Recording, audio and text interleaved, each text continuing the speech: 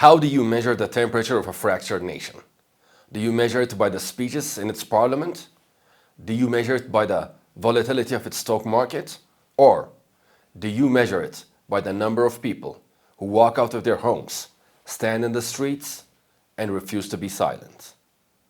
Hello and welcome. You're watching Infofeed. This weekend, the United States of America witnessed what organizers and historians believe to be the largest single-day protest in the nation's history.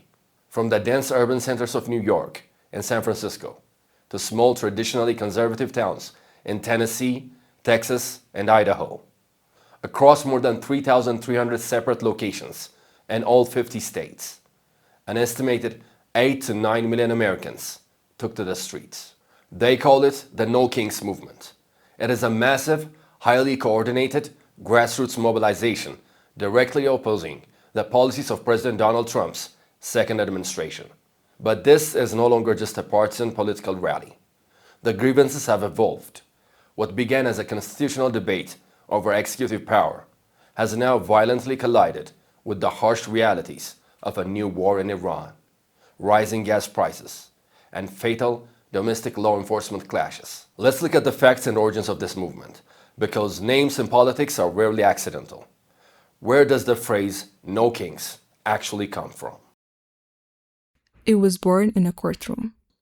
On July 1st, 2024, the United States Supreme Court handed down a landmark ruling granting sweeping immunity to American presidents for official acts. In her dissecting opinion, Justice Sonia Sotomayor wrote a line that would become a rallying cry. She warned, in every use of official power, the president is now a king above the law. Shortly after, Senate Majority Leader Chuck Schumer introduced the No Kings Act, attempting to legislate away that immunity. The bill stalled in a divided government, but the phrase ignited a movement. By 2025, progressive organizations like Indivisible and the 50501 movement weaponized that phrase to mobilize the public. They explicitly relied on the 3.5% rule, a sociological theory suggesting that if just 3.5% of a national population actively participates in a protest movement, significant political changes historically inevitable, and the numbers have steadily escalated. The first No Kings protest took place on June 14, 2025, coinciding with a military parade in Washington. It drew roughly 4 to 6 million people. The second protest in October 2025 drew an estimated 7 million. And now, the third iteration has pushed the estimated total to 8 million. But let's be objective. Size does not always equal structural unity. When you put 8 million people in the streets, the messaging naturally fractures. Let's look at the first catalyst, the war in Iran. For the last month, the United States has been engaged in Operation Epic Fury, a joint military conflict alongside Israel against Tehran. The geopolitical shockwaves have been immediate.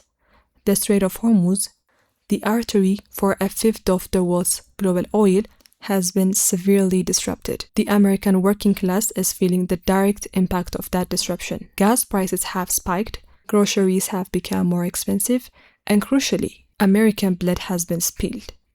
Thus far, 13 U.S. service members have been killed in the conflict, with hundreds more wounded. For the protesters marching on Saturday, the war in Iran is not just a foreign policy debate. It is an economic and moral burden placed directly on their household budgets and their families. Now, let's look at the domestic catalyst. It is far more localized and far more visceral. In January 2026, the Trump administration launched aggressive immigration crackdowns, deploying federal agents into Democratic-run cities under operations like Metro Surge. During one of these operations, 2 individuals, Renée and Alex Pretti, were fatally shot by federal agents in Minnesota. The killing sparked a localized general strike in January, but this weekend, they became the emotional core of the national protest. Organizers designated the twin cities of Minneapolis and St. Paul as the flagship event of the weekend. An estimated 200,000 people gathered at the Capitol. Rock legend Bruce Springsteen even appeared, performing a song titled Streets of Minneapolis dedicated directly to Good and Pretti, and praising the citizens who pushed back against US customs and immigration enforcement. The narrative of the protesters is clear. They believe the executive branch has turned its federal enforcement apparatus against its own communities, and they are using the streets to demand accountability. How does a government respond to 8 million angry citizens? If we look at the official response from the White House, the administration has remained entirely dismissive of the crowds. Following Saturday's events, White House spokesperson Abigail Jackson released a statement labeling the demonstrations Trump Derangement Therapy Sessions. She claimed the protests were engineered by leftist funding networks and that the only people who care about them are the reporters paid to cover them. Furthermore, counter-protests supporting the president were organized in cities like Dallas and West Palm Beach, attended by groups like the Proud Boys. But the resistance to the administration is no longer confined to cardboard signs and the street. It is actively entering the state legislatures. Let's look at California. Following the shootings in Minnesota, the California State Senate passed Senate Bill 747, officially named the No Kings Act. It is a first-in-the-nation law designed to close a legal loophole known as the grievance doctrine. The bill allows private citizens to directly sue federal ICE and Border Patrol agents for constitutional violations in state courts. This is a monumental legal clash. A U.S. state is actively attempting to strip legal immunity from federal agents, carrying out the orders of the U.S. president. The Trump administration is fighting this, citing the supremacy clause of the Constitution.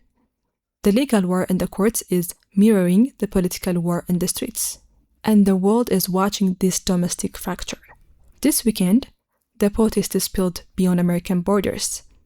In London, Paris, Berlin, Tokyo, and Sydney, thousands of expats and foreign citizens gathered outside U.S. embassies, operating under the banner of No Tyrants. They marched in solidarity, explicitly condemning the U.S. military operations in Iran and carrying signs demanding a world free from endless wars. Now, this exposes a profound vulnerability for American soft power. The United States frequently lectures the Global South on democratic norms, human rights, and the freedom of assembly. Yet today, the global community is watching the American public accuse its own executive branch of operating above the law. We all deserve a country with no king. That was a chant echoing through the streets of New York this weekend. It is a powerful, historic sentiment. But sentiment does not write legislation. The true test of the No Kings movement is not how many people showed up to hold a sign in March. The true test is whether this massive coalition of anti-war activists, immigration advocates, and frustrated suburban voters can sustain this level of energy until the November 2026 midterm elections.